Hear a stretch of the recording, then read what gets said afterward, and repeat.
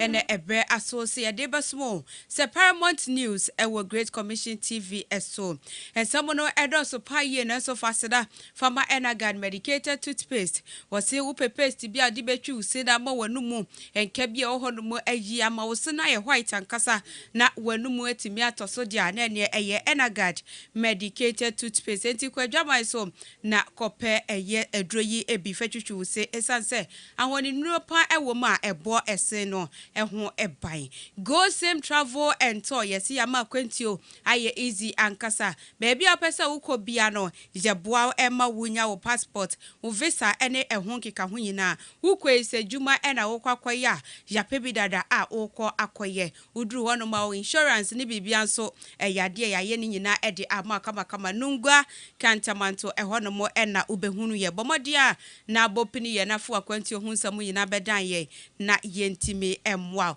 Hola Savior Herbal Center otonsa fra ubomodi akopiem wo honom na afa wo yade na wo hawo nyina akodan wo moe na wo mo entimi emwa emfa wo mfamfidie mu ye wie nso yemma wo nura ebetimi aboa etu yade no ase ede ama dwaman sonso wo mo ewo herbal mixtures ahodo wo honom a wo betimi atotobi na watimi anonom na timi amwa pomudie no SCP na esita kama yesebra na yemu amfa wo mfantitiye mu na wo nso beye sofo mapa nyame adwuma bi apesa wo ye bia no yede wo efa entitiye mu ema wutimi ye na wo ye no ye arehima ma adwumakuo wei ene adwumakuo bi ena aka bo manwumrei wo mo ebo machidom a mede Paramount News eba besomo ewo Great Commission TV eso na ma yenhwe ensamu anwumrei dia eto dwa no epi Donkuma wo mrahebedwamu ede atudwa se bane mrahebedwafo no ebia sese yi de wo mo ekwa asetena nyade wo mo ehunu wo mo enti sankofo no wo mo de enti wo mo ho efo Jadobeko ensamfofro emu na mampenda da John Dramani Mahama ede afutu akwa ma mabunu ewo manga na mu se empo no betu kwa ya kwa manoni abomodi a se ubenya wonsanwe adwuma ansana watimi etukwan Yadobeko ensamfofro emu na oradom levo wode ato empanifo animu se yenhwe pa na eye special prosecutor na dwuma wo ye no obi entwintwa ne nam se de beya wo betimi atu katasehye proye ene dwirimu ase ewo Ghana emu Yadobeko enije kasie emu na nanu yada abrantia wono ekokasa ye emfoni eba abontia na wo kire mu se abayu a wone no eda ye na wanya mfihya du nan no enne wo pani ono so akasa afa ho meche owura safo wono so akasa afa ho ye behwe na yabomu ede amaw ensamo no ebi eka we hu don hwere ba ko ye kan ede amaw se Paramount News ewo Great Commission TV eso midi ede na nekua acheba ata mame mwajo na memawo akwaba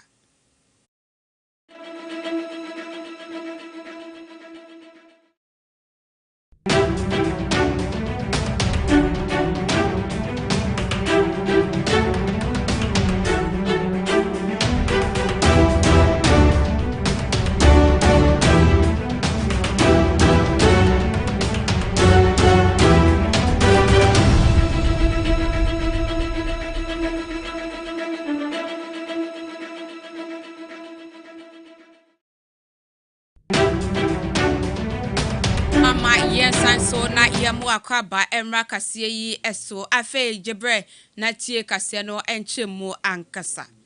ye first said ya na ye call mrahebedwam na dom kuma ewo honomo ede atudwa se nansese wo mo kwa asetena na kyese mrahebedwafo no mo ebi ewo honomo wo mo enyade a wo mo ba mrahebedwam empo asetena wo mbekọ no na ebi asankofo na wo se wo mo ba na questions ahodo bi no yetimi busa wo mo na wo mo etimi eyi ano nanso no wo mbekọ akopie mu honomo no na kyese sankofo eyade a wo mo ama eno na wo mo ede atu wo mo animu se wo mo modenya esansa setena wo mo ekono mrahebedwam honomo no ehu hia papa na empo no eyade a Ghana fo yi a ene ye kwakogina wo mo namu wo honomo na wo mo nsem bi a wo mo de ato wo mo animu no wo mo akwa bobo hu esusu hu ahwe ediye ede atoye enti se be kwakodru honomo na wo mo eni honomo a eha adwen pa enti wo mo mfrase na efridwade yi kwaidie wo mo kwasetena wo mo nso emra bi na ora muntala Mohammed wono eye tamale Central Mrashe Bedwani one empanifo bi ekohia mu Mrashe Bedwamu no e de womanu musem eto dwase. Accountable to the people of Ghana and to hold them accountable to budget that we approve for them to spend. Therefore, ordinarily, Mr. Speaker, he should offer an explanation in respect of each minister. Lands and forestry, where is his whereabouts? Local government, where is his whereabouts? And then energy, where is his whereabouts? You can't give a wholesale explanation to all. What was the explanation? There are 3 different ministers who are supposed to appear before the House. All of them cabinet, and all of them do have supporting ministers of state and deputy ministers. We don't find your explanation satisfactory. In any case, cabinet has not started yet.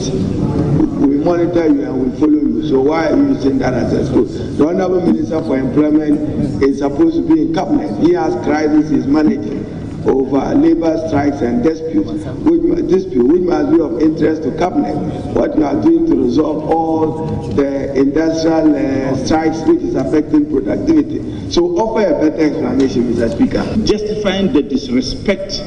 the executive arm has for the legislative arm. Mr. Speaker, I filed an urgent question. An urgent question, it ceases to be urgent any longer. This is the second week. And I've seen that many colleagues of mine also filed urgent questions. And these are the excuses they are given to us. For me, it makes the argument stronger that we need to be working towards insulating the legislative arm from the grip of the executive arm. Because some of the ministers are also members of parliament. So in performing this duality of responsibility, which one do they take important? So,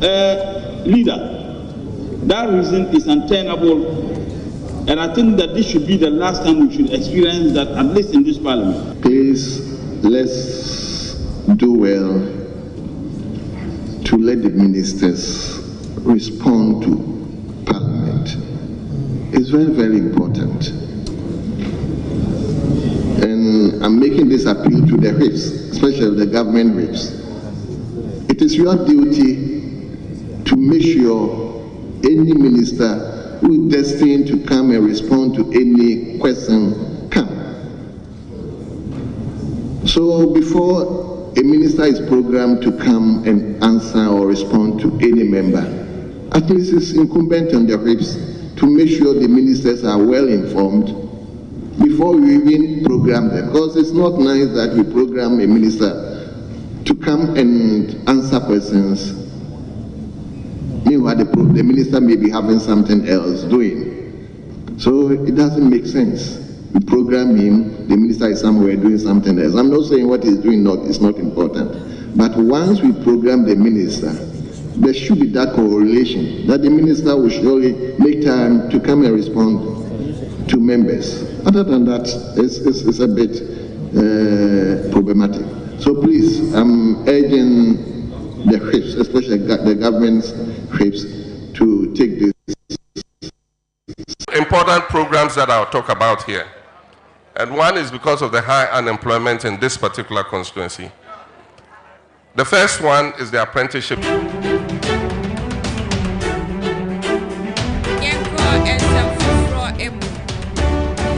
Ye konsem fufro mu na Ghana mampeni dada John Dramani Mahama wono kroya na etu franka ede ama NDC amanyokuo no ebo pro ewo Ghana ya hinkro enkran ede nsam etudwa efa no abato ye ba beto no na ni swade hunu ne empo dientia yento abano emfa emma no akopie mu ewo eye ayewaso westu egon na bra woni adehye no mu bia wo ho no mo etwetwe nkomo na wode tu mabunu ye wo Ghana fo nyina say yemma modin ase ebenya insano dwuma esanse bi mu wo honom a wo mo se me kwama no ne makwa kopa adwuma wo honom eno na wo kire mu sese yankasa yetimi sua yensano nwuma ebiti se obi a wo botire anasa wo pamade ne de keka ho na eye na akokodru honom a wadwuma pe no eya edafon papa esanse wo koyina no wankasa kuta wonsano nwuma enti se yebetu kwan akọ amano ne kra na yemma modin a na yenya insano nwuma ansanna ye frigana akọ. Important programs that I'll talk about here. And one is because of the high unemployment in this particular constituency. The first one is the apprenticeship program.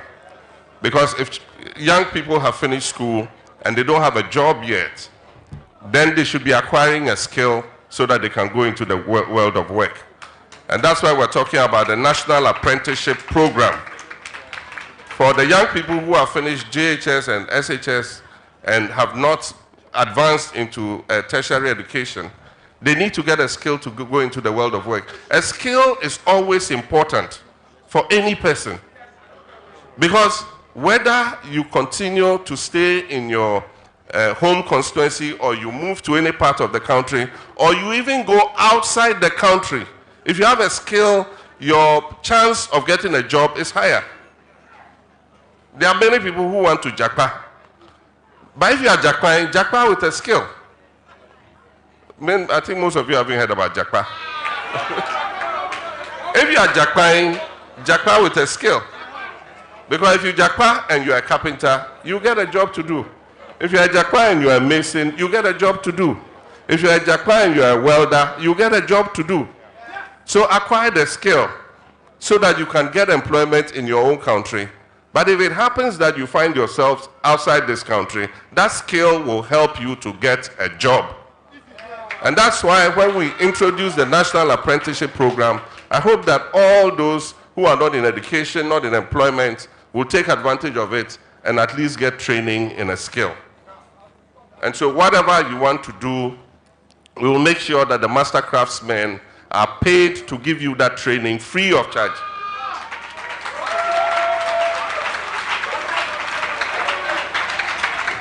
And the next critical issue is the issue of small and medium enterprises, which are run particularly by our women. Our women are in trade, in commerce, and so on and so forth. And most of the time, some of what they need as capital for their businesses is as little as 1,000 Ghana cedis. And yet, they have no access to that credit. We had the Women's World Banking. And when this government decided to do the banking sector clean-out, they added this important bank into the sector clean-out and shut it down. So now there's no specialized institution giving credit to women in this country. And that's why we say when we come back into office, we're going to establish the National Women's Bank.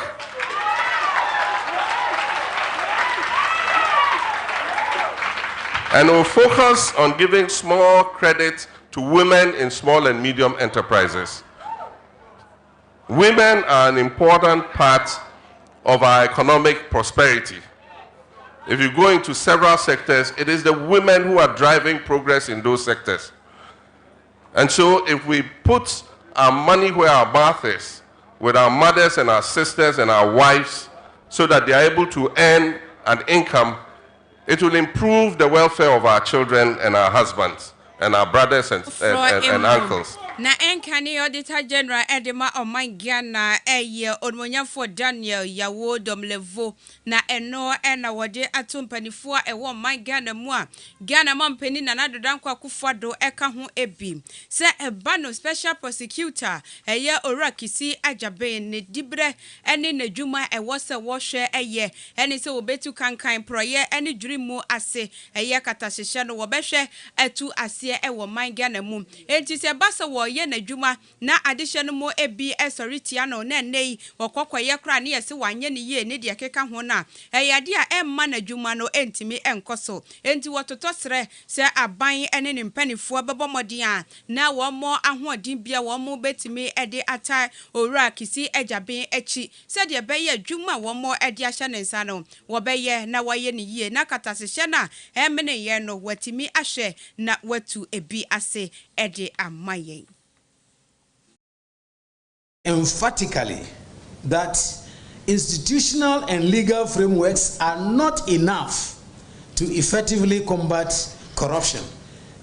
And that is the state in which we have found ourselves here in Ghana. Please, government officials and people in government, leave the special prosecutor alone. He seems to be the only person serious about corruption today from my point of view. So let's give him the oxygen for him to be able to do his work. And you do what is right. You put your foot down and do what is right. The very people who insult you are your very family people, who tell you you are a fool. How dare you? You've been given an opportunity. You have to make sure you exploit it to the maximum. The politicians often we accuse are simply a reflection of no watchere mu na dwuma no ewo so ye na woye ne ye nti yenya no na empo yenta na chi na wontimi enye adwuma ne ye emfa emma oman Ghana my yenko ensem foforo emu eno ye chi yada na Ghana mampani na nadodan kwa kufado obo owura Christian Cheche Yohonu edin se womomodin ana womra emeye Deputy Inspector General of Police emfa ma oman Ghana Posi sahene IGP wonko na wonko enkoye na bedie chire na abra wo bo papa din ya papa yi ni din eba beto odwase wono na ye deputy pe na Ghana fo no mu bi ekasati aye se ebra ye wo mu ye kwakoto abai na chese enye bra wo se ye bo papa din na se ye didi bre kura emma ye deputy bi emma no ebe ka posi sahene eho eno nam so ama enne enkane commissioner of police Owura Benjamin Agozo wano so akasa dia fa ho se papa na ye boni din no enokra no wo ba beboa pa ema IGP na dwuma no ne ho atimi ahenhan no esan se ye ba beto aba 2024 December yi a enti adwuma no ebi wo hono mo edoso enti se ya bo papa yi din se wo mra na wo meye deputy won de ohunu se ne kwanso ano no esan se wo ba beboa pa na owura dampare na dwuma wo ye no wano so aba beti ne bere so ebi ede amano ne nsema wode eto ensemtwefo enim enie. He must directly supervise some of these people who must report to him, through him, to the Inspector General of Police. And the administration, in case there's administration, then you see that that person will be dealing with technical issues. They may be dealing with services, Department of Services, may be dealing with research and planning, may be dealing with Police Professional Standards Bureau, like what we used to call PIPs. All those people come under operation, under administration. So there is no duplication here at all. It doesn't mean that Mr. Yohonu is going to take Director General Operations job. No. It doesn't mean, but he goes wide. I mean, his supervisory work is expanded. When he was Director General Administration, he was doing routine work, because routine work of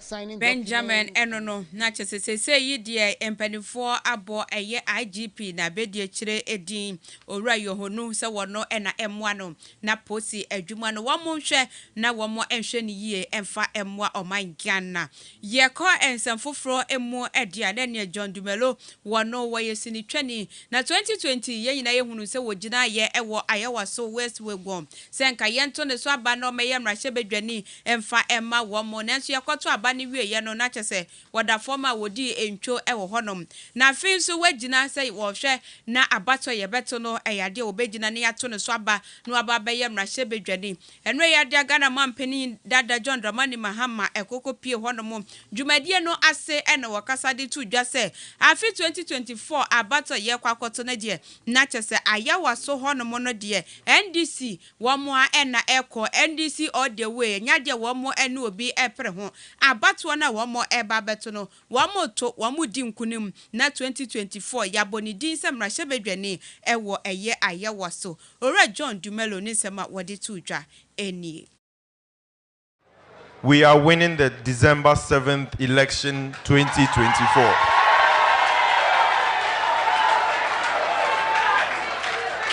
Ayawaso West Wuogon will be declared NDC on the 7th of December 2024. I am the next member of parliament for Ayawaso West Wuogon.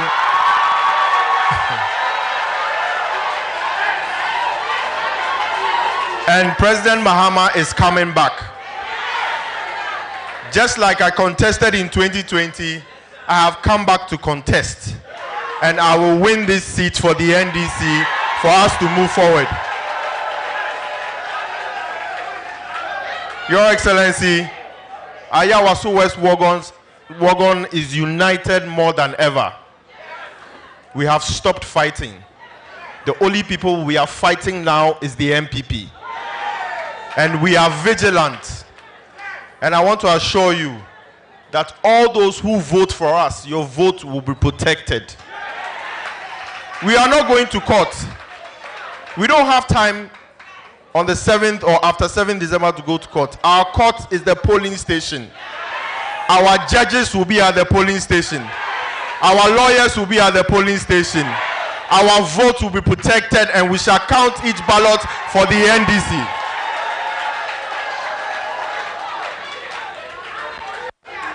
And so, be rest assured, we are winning this seat. Your Excellency, I did for you, just like you did for me, just like you did for the people of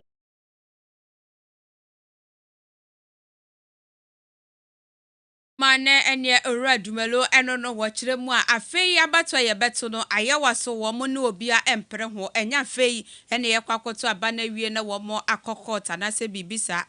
police station ho no mo na wo mo a wo behunu sampa wo mo edi enkunim wo se wo mo ena yesoa wo mo ehene ewo Ghana emu na Paramount News na anwumre woni gusu a wo hwe no bomodian na ko Facebook ko hwe bi ewo hodom eye Great Commission TV GH wo hwe ni na no like comment na share fama yen ewo honum YouTube nso anwumre ye damu ewo honum abetimi akwa hwe bi eye Great Commission TV Ghana bomodian like share subscribe na eno so no enkoso emfa emmaye Radio SM online yedemu wo honum abetimi no wako na wako akotie bi mayentoa ensam no enkyeremu eso yeko ensam foforo mu edia na nie deputy agric minister edema Ghana eye onmonyafo yaw ado wakasa ede atudwa ememu no wo kyeremu se yidie eba no Ghana afi enko na wie ye padia na nie enuane ahodo no hebebu so ewo Ghana mu de enti wo kyeremu ene se omo ene adehye no mu ebi aka bomu sese no yeba behwe na eba no enuane ho nsam yetimi aduadua bi pa na aduadua so dia ne ne yenu December no na Ghana no aduane busu a ukwadwaman so a enuama ebi mu esu nsa ne bo ayede no ne nyina no ebetimi abafom yenkonkotie ni sembia wode etudwa. Oh, we must set up small industries so baby you produce say nuane no na omatimi e a processing na e the value kakra kan say the be nuane no be che shelf life no e be che kakra it be tomatoes afi na ba be 6 months time no so la obetimi akonya tomato e good obetimi dey bibia no e ba de say kwafo no nya ho mfaso e na ye ne ye timemifo so e bo na ya na epagya ne mu by heart no eno so bejai enti so hwe Ghana Nebraska sa chembe ya ene ye pa ho ntume ya omu Nebraska omu ye kwadwuma pa na omu advance omu tuana mo akwanim pa wo kwadwuma mu and especially value addition that ye processing no it is chembe ya ye Ghana companies P and there's almost say over 100 companies now registered with the chamber. I want to say Nebraska State ebedi is also Ghana Nebraska Chamber of Agribusiness no ebedi is also it talk ye the animal pepe intina sa programming since 2020 21 22 I've been part of it ministry no etachi kase because adwuma dia ye die ni nyina se ye nya omo ebe process ye nuane na ye be bregu eti we major milestone ewo agriculture adwuma ye wo Ghana ha no. Basically the chamber came about organically because of some of the events that we had planned just to facilitate relationship building between Nebraska and Ghana. Back in 2012, when I was in the Nebraska legislature and serving as the chair of the Agriculture Committee, that was when I first met Mr. Kofi Amwabin, who brought the delegation over there and piqued my interest in Ghana and what Ghana has going for it. Because of my passion in agriculture, it just kind of took off, and of course with somebody like Ms. Akosa with Agri House Foundation, it's pretty hard to say no, and it's hard to not to be excited and stay excited about things that are happening. So that's kind of basically how it started. The real exciting part is how the future will be and how that will unfold.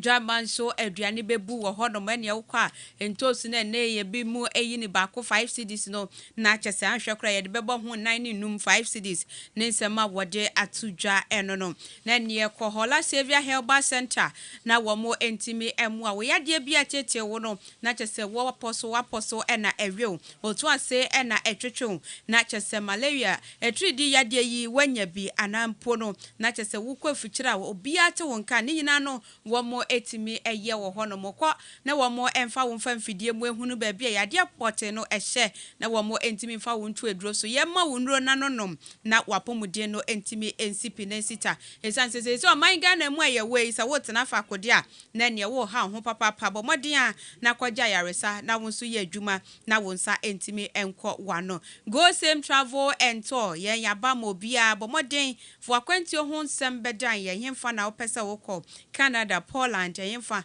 na opesa woko wuku ben so ebia wunni passport wunni eye birth certificate ni nyina no ye edema ewa hanom sei ubetia sika kitu abi ni aye passport no ye wie so birth certificate so ya ka ho visa no ya je ediama wuko akoye adwuma anase empo no wuko akosire obi usuku na wuko akoto aso ni nyina no ye boa ede wuko ema akokoto aso ye de no de na tese bukata eni babia eni da ho fan ha empanifo ensa ehye kratasia aban agitum na yeye ho adwuma ewa hanom sei enti nungua kantamanto eho na behunu ye bra na yentimi emwa areshima mama yenko ensemfofro emu na deknog eno eye rural bank yi ebia womo ejiji susu ewo oman Ghana ya hinkro enkran nungua na mekan na chese ene anope yi a na de mu bia womo ede wo musika ekọ eho no mo kokosie na empono dachi womo wani da so se womo besa akwaji sikei ede aye adwuma womo epese womo ede ye no womo ekire musa no pe na womo nya ntie se kamia ye se deknog yi adwuma dia womo edi kura no womo eni licenses eno no na chese sika krabia kase a wo man Ghana mu eba ne Bank of Ghana womo anya ntie se womo abawura ho no mo enti no na anhwa na womo licenses ho nsam no akwakoye boachi bidin enti na de hye no ma womo ne womo di edwuma yi ete yepe na womo koye se na ne ebekogodi enka na enti womo kwakoje womo sika womo koduru ho no ma na ne pani behwe hwan ene ye kwakobusa no se enkofo womo ewo hemfa na chese akwakoye pinso ewo ho no ma ade hye no mu ebi ekire mu se womo sika no womo de kwoto ho na che efri se banki anase baabi a womo agigi susu di kwei womo baye no ekeka ko mfie edu enie enti de ne 10,000 ekem de ne 20,000 ene de ekeka ho de na chese enye asam ketwa eno no womo de adesrede eto aban anim se yampa se womo licenses ne kura no eho wasam about time wom enche yebebie school a womo de womo ba beko school enti ni sika no aban momodia na sankofo yema womo entua ma womo ansana womo ebeje womo licenses na womo age yenkonkoti adehye no mu bia sese no womo ho ya ka adwa mu no womo sembia womo edito yenim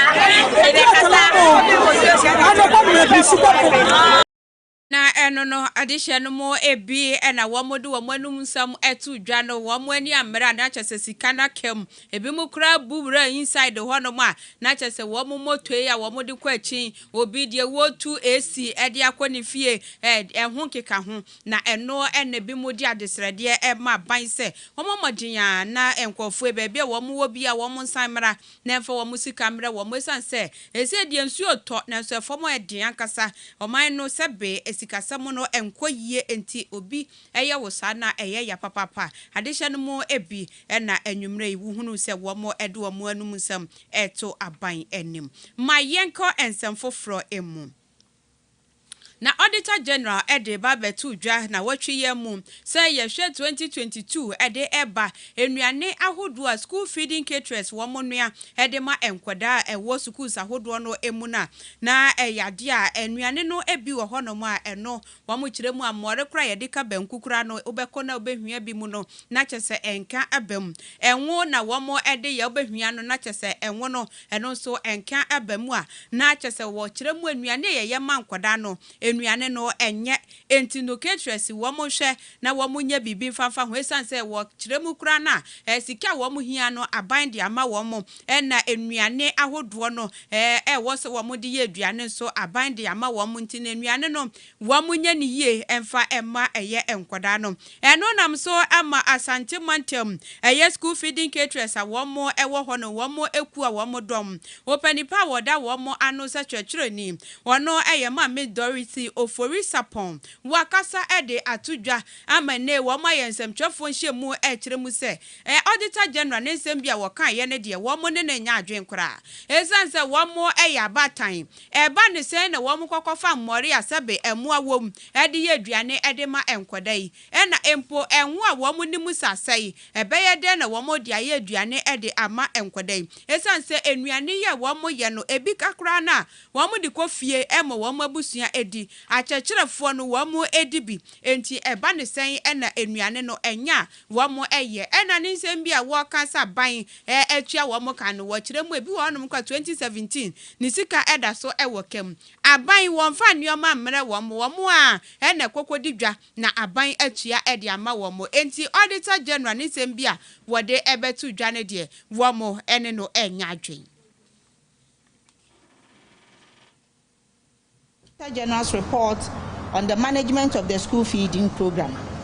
We, the school feeding caterers, do appreciate the wonderful work done by the Auditor General, but disagree with some of its findings captured in the report, indicating that the school feeding caterers cook unwholesome food for the peoples in Ghana. The fact that we do appreciate the work done by the Auditor General, we find it strange that the report centralized or generalize the whole Ghana caterers cooking unwholesome food for the children. We do agree with the report stating that the quantity of the food served is inadequate because of the money involved. The Secretariat has not overpaid any caterer, but rather owing some of the caterers since 2017 till date. We are pleading with the Auditor General to reinvestigate this. Also, the public has misinformation about the procurement of the caterers cooking for the basic schools under the school feeding program. Some of the public are accusing the caterers of stealing the foodstuff supplied by the government to cook for the children. We are setting the record straight. The caterers do pre-finance the cooking for the whole year, but the payment is done termly within the year by the School Feeding Secretariat under the Gender Ministry. The government does not supply any food item for the caterers to use in cooking for the children. Every school has been attached with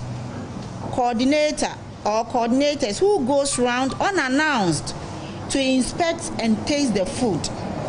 In conclusion, although the amount involved per child is insufficient, the caterers are all mothers and will never and ever use unwholesome foodstuff to cook for the children, because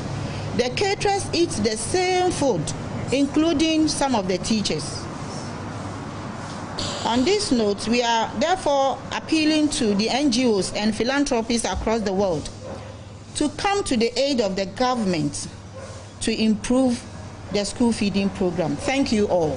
Eniana asante mantel madisha no one more enwe school feeding caterers and I want say one more kasa de tumpanifo animu se ensem bia koso no kame say ensem no kura nimu ba na aduane a one more ye dia eni eda honomo emua bia enimu na empo ye kasa bi mu asese ye de ye nuane mankoda no de bi enye sa na tie sanse aduane no one more edibi achechirefo no so edibia na chese de one more ye no one mu fie no anu abi ena womo eye emma enkoda no adeshima mama ye nyina we so na yenye aboafo enkrato ye ba jado beko obi my so ensem emu ye basesia.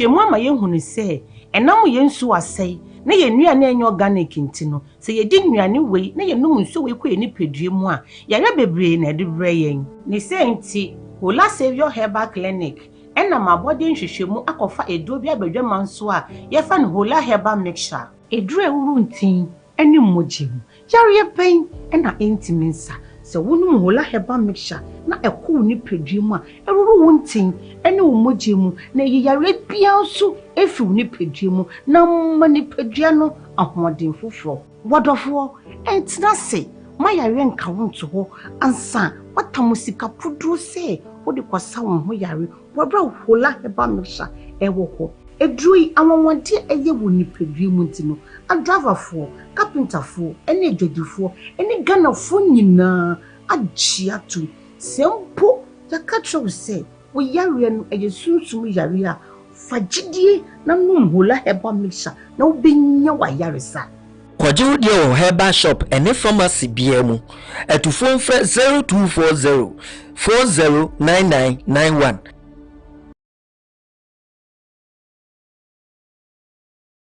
Oh yes! A brasso say ubeba o diet so person yenzen training no abem. A quina bie. Ejina mede the I Am Media and Professional Institute Echrewe. The I Am Media and Professional Institute eye bia ye titin zentrefo emo mo be yen zentrefo mapa. Ye de wom kra ne say practical ne 80% and a theory eye 20%. So we wanted to hear what the I Am Media and Professional Institute. You be more quiet intention. Our Great Commission Television and I think so Radio SM Online and now radio and now TV station. Yeah, actually, my Ghana and Titiana Yedema ono. It be graphic design, motion graphics, video and audio editing, camera handling, TV and radio presenting, communication skills, media law and ethics, media production, news writing, editing and reporting. It is a JHS Noye and now SHS and now pushing upon say University akwenya da oma and your men say adajo Fred the I Am Media and Professional Institute CA I was 0544 713 929 and now say 0500 200 033. And now we call one office. What Great Commission Television. Nungwa Cantamanto. Omobe St. Michael Primary School. The I Am Media and Professional Training Institute, where professionals are trained. Shannon Sose, Singapore, accredited by the National Schools Inspectorate Authority. Nitomutia, from Nasia.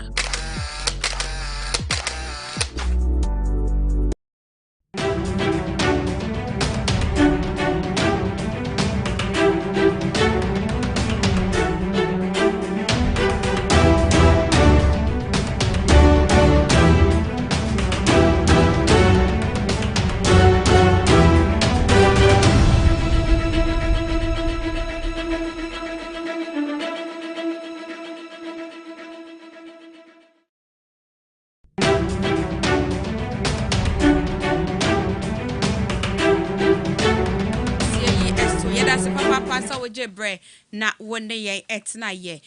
ko obi my so ensem emu na Kenya mino emu na se mentime hwase ekoso ewo honom eno nam so emma de hye no ma womo efri eye Namibia womo ewo honom no Kenya fuo yi na chese womo nti womo hwase se womo so ewo honom ebia eno ekokoye basabasa ewo sa enkofo mienu entem enam so ama Namibia fuo efri Kenya akwakopie mu ewo womo ankasa womo ekrum na enei womo Kenya peniya ne din edikin mutabia wotosu mienu na chese wono so sebe ne ho edodo no kakra na chese Namibia maimu ena woko ekoje na yarehwe enti no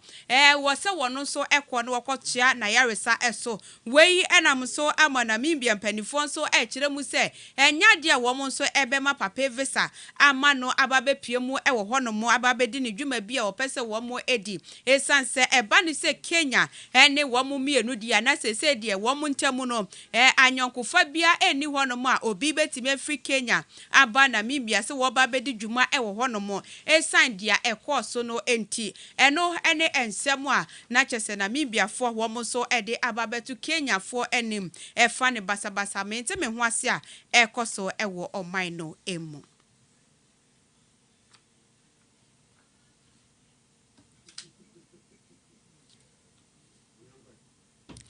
My yenko enije kasie emu.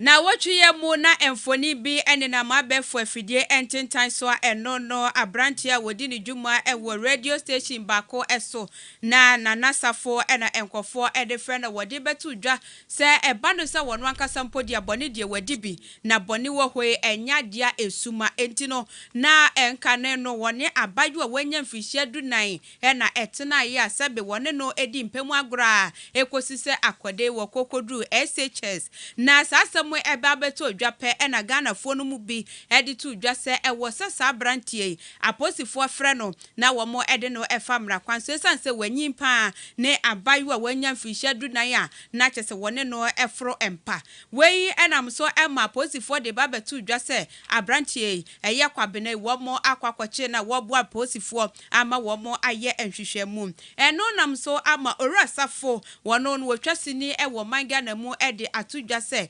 obi ye bone na se wobeka na yetimi eche no se aposifo kwakwache ne dia na ne Danka Williams so ewo se wo mo eto nsa frɛ no na wo mo etwetwe ene no etwetwe nkomo esanse ebre bia etwemu no Danka Williams ono so ba bonten beka se enka ne kura no na sebe wo ye kromfo ena nyame afrɛ no enti so obi di bone na wo pemu kan na mutimi che ne dia na ne sofo pani Danka Williams so wo mo modin ato nsa emfrɛ no esanse wono ne die ne kura de krono sem enya de so ewo oman Ghana emu. Say Osi wanka about Duncan Williams. Fine, my mentee say oka wa hansi. But based on ni ayegina so akoche man we no, I think say so bika say enie Duncan Williams so I was say ye china meti onipa na say onipa ne wrong because ya kochi we ya minima dia Duncan Williams I say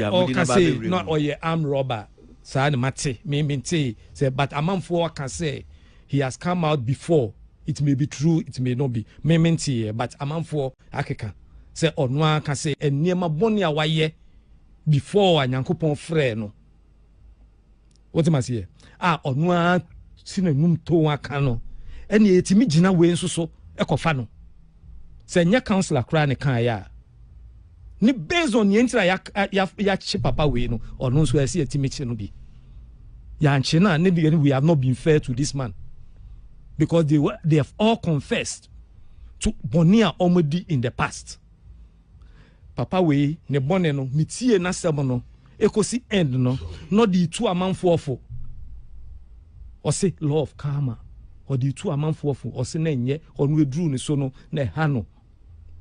emra no de se ono ni mefutu aha enti sana I don't see why ebia ye bejai asofo nso a oma be confess enema oma ye na no oma be dani asofo si anchi asofo na oma be out abe confess then that is where I think we are Mama na ene urasafo eno no wache musa enka ne sofu penny Duncan Williams ono so kan ne bone se wadi bone pa eba no eye kronosem kra waye bida enti no se uye kan ye bone na yetimichi ye dia na ene enka ono so yentom sanfre no na ono so emeyi na no adeshima ma na ma yenyi na weso na ene fiada nwumre kase ye bobo ano ede besmo se Paramount News no jem fancy ewo aha no musei fasida Farmer Enagad medicated toothpaste was super paste bia chuchu se na aboa ama wo se ato aye white na wanum ato so dia na ne enko ba bia enhwe ba bia Enagad pe ena kona koto bi na fa chuchu si to bi tu fie honom na obia enya bi entwutwu ne se saran so ena go same travel and tour ese bomodin abra ya so ye ewo nungu akantamanto na woni ye emedin sa wo so ne yentimi muaw enya obe certificate ena o passport ene bibia fa ma na fa kwa manone na kwaye juma school na opese wokọ anasa wokọ akosere obi no ne nyina no yentimi emwa Hola Savior Herbal Center yade ben na etete wo fa kwa wo maso ye na wo mo entimi emwa wo be ma wunure betimi aboa watu yade no ase ashaman na wo mo ewo o konso a wo mo ebeboa enuro ne so ebuso ewo adwaman so a pharmacy ne drugstore bi emu no wo betimi enye bi ato kama womo so se bomodin a bra womo so ye na ye famfa ntitie mu na wo so be ye sofu pani wo manga na mu sempa kani nyame adwuma ni fa ba bia opesa wo de fa bia no womo etimi eboa ede wo efa entitie mu adehima ma womo ene adwumaku anwumre womo bo machidom eso mase ema mede ensam ede ebro yeda se papa se fie na wo hwe ye Facebook na wo hwe ye YouTube na wo hwe ye ana radio SM online na wo tie ya yeda munyina asetim no so yeda munyina ase papa free production MCR ene babia yeda mase papa ye enwumre na medin ede na nekua acheba ata me ena mekenkan kase yi ede emma na chese ne eye na wotwe awie ye ochena memende bomodi akwa asori kwasi ada kwa asori na nyankopɔ onye wakoma so abisade nyina emfa emma na chese yakra eno no